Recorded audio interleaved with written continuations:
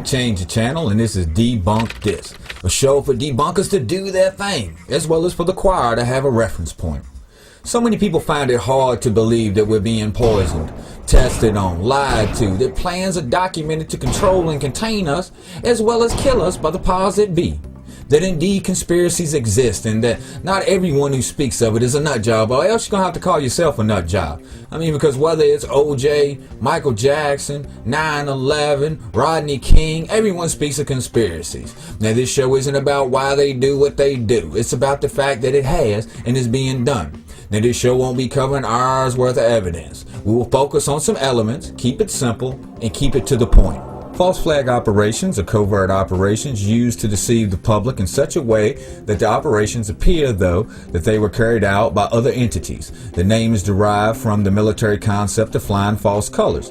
That is, flying the flag of a country other than one's own. False flag operations are not limited to war and counterinsurgency operations and do not have to be carried out by the ones who utilize it for their means. Now, I know we can go through an endless list of false flag operations, whether planned or events themselves being taken advantage of by the powers that be, but we're only going to go through a few to illustrate that this is something that has been going on and continue to go on in many facets of our existence today. I mean, whether it's a friend blaming you for something that they did or governments blaming others for their actions, false flags are alive and well today.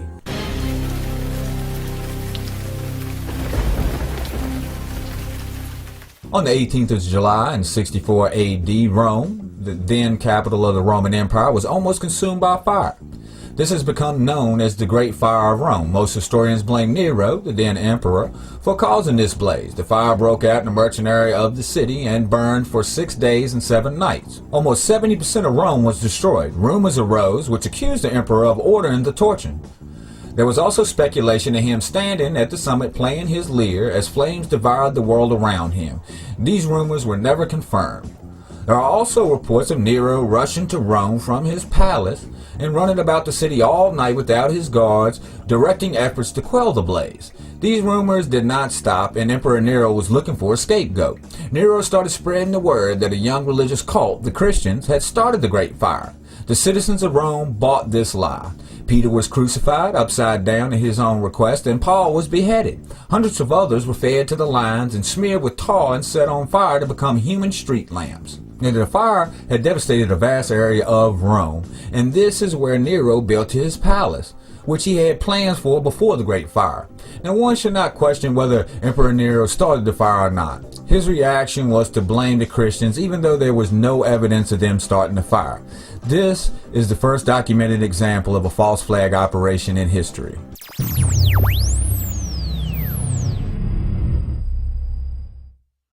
On February 15, 1898, an explosion ripped through the American battleship Maine, anchored in Havana Harbor, sinking the ship and killing 260 sailors. Americans responded with outrage, assuming that Spain, which controlled Cuba as a colony, had sunk the ship. The Hearst Press, owned by William Hearst, who was pushing for war, accused the Spanish, claiming that the explosion was caused by a remote-controlled mine. Immediately, the U.S. Navy conducted an investigation, and it concluded, indeed, that the Maine had been blown up by a mine. The Spanish, however, claimed that the explosion occurred from within the ship due to faulty wiring. 2 months later, the slogan, "Remember the Maine," carried the U.S. into war with Spain. Later investigations revealed that the explosion originated inside the Maine, and there was either an accident, such as a coal explosion, or some type of time bomb inside the battleship. Divers investigating the shipwreck found that the armor plates of the ship were blown bending outwards, not inwards. Just another example of reaction to blame other elements, even though there was no evidence of them doing the action, and as a matter of fact was found to be the opposite, which was almost certainly knew by the U.S. Navy.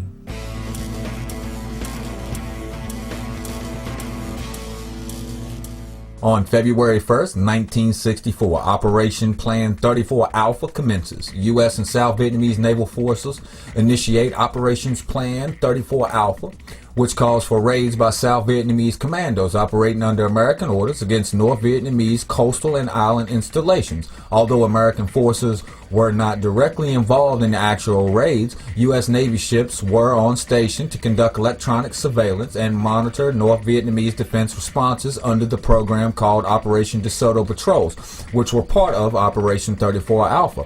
The top-secret program consisting primarily of covert actions against the North Vietnamese. DeSoto Patrols, Special Ops, were U.S. Navy destroyer vessels equipped with mobile van of signals intelligence used for intelligence collection in hostile waters. On August 2, 1964, North Vietnamese patrol boats responding to a Operation Plan 34 Alpha attack by South Vietnamese gunboats against the North Vietnamese island attacked the destroyer USS Maine, which was conducting a DeSoto mission in the area.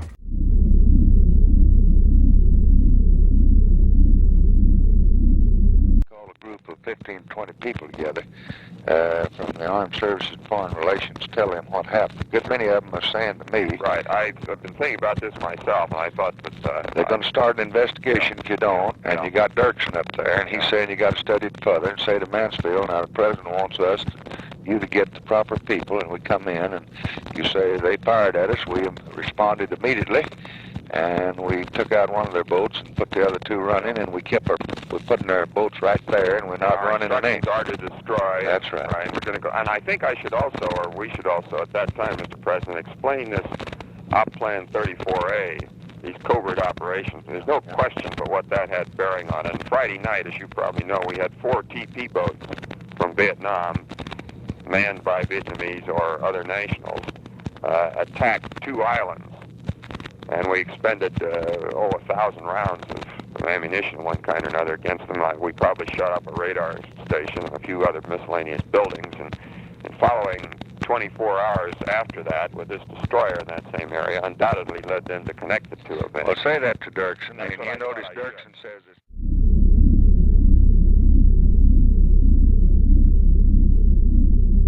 This ship is allegedly to be attacked tonight. We don't like to see a change in operation plan of this kind at this time.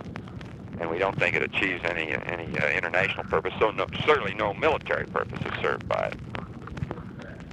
Now, this is an action that we might well wish to consider after the second attack, but I think it would be inappropriate, General Wheeler agrees and Dean Rusk agrees, inappropriate to provide the task force commander that authority. There will be ample time for us after a second attack to bring this problem to your attention, and you can then decide how far you wish to.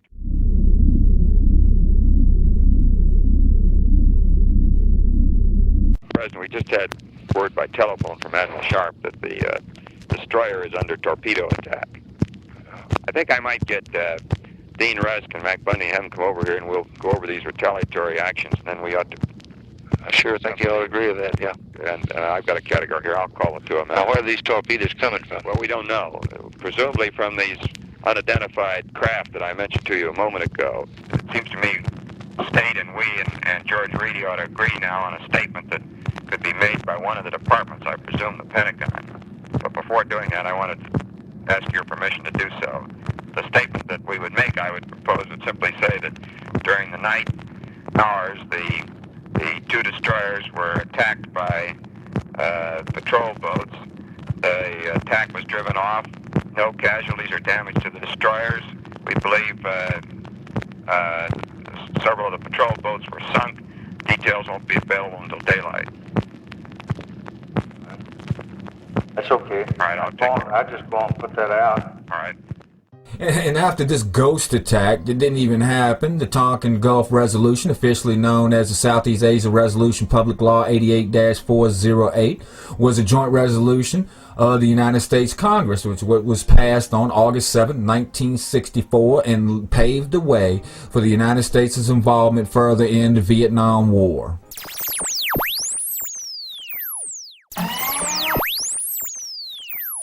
A memo of a 2-hour meeting between President Bush and Prime Minister Tony Blair at the White House on January 31, 2003, nearly 2 months before the invasion of Iraq, reveals that President Bush made it clear that the U.S. intended to invade Iraq, a sovereign nation, whether or not there was a second UN resolution, and even if UN inspectors found no evidence of banned Iraqi weapons programs. President Bush told Mr. Blair that the U.S. was so worried about the failure to find hard evidence against Saddam that it thought of flying U-2 reconnaissance aircraft planes with fighter cover over Iraq painted in UN colors. He also added that if Saddam fired on them, that he would be in breach of the UN resolutions. Now, we all know about the WMDs and all of that. We could just go on and on and on, but we need to focus on a few for the existence of false flags.